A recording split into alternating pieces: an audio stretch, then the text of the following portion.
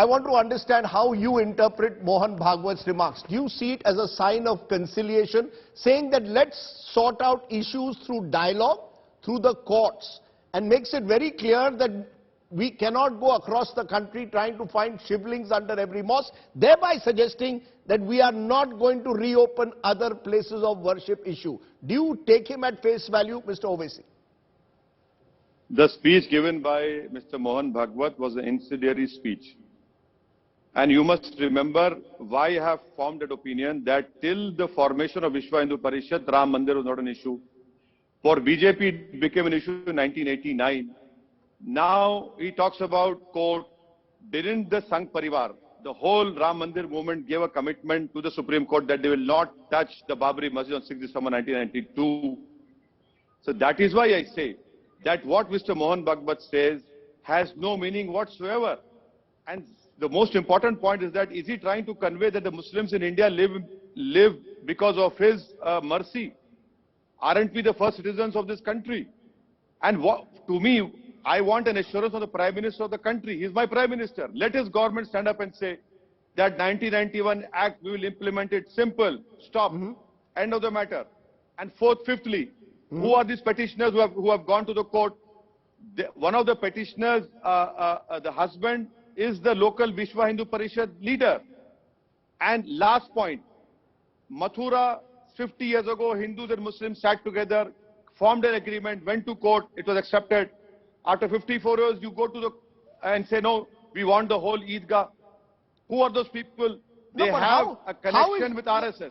No, how is Mr. Mohan Bhagwat's statement incendiary? When Mr. Mohan Bhagwat says, for example, that we do not wish to get involved in any such movement, we want this issue to be sorted through the courts or conciliation, how is that incendiary? Don't you see this as a step forward at a time when the debate is extremely polarizing? Well, who has polarized this whole debate? Who has done it? Please tell me. Who has done it? Me? You go to court. The government stands up, and all the ministers who have come on your program, the leaders of BJP have come up on your program. What is the language they have spoken? Is Mr. Mohan Bhagwat saying that forever Kashi, Mathura and those 50,000 masjids with the list of those masjids are available on our RSS leaders website?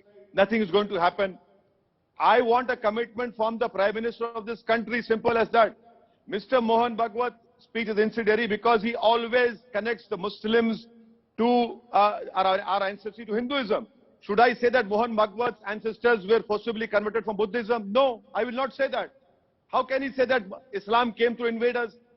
Is he proving the Prime Minister of the country a liar?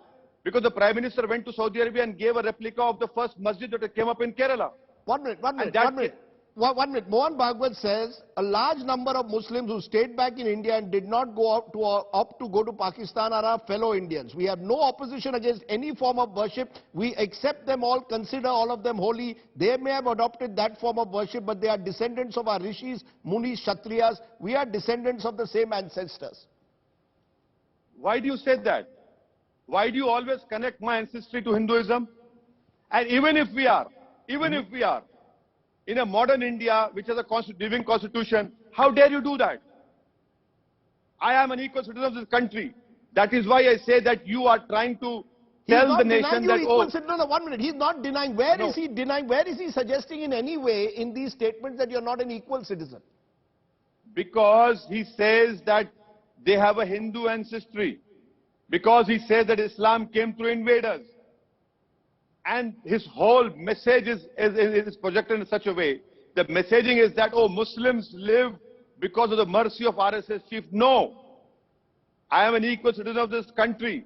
And if you go back in time, then let us go back to 65,000 years ago. Let us go back.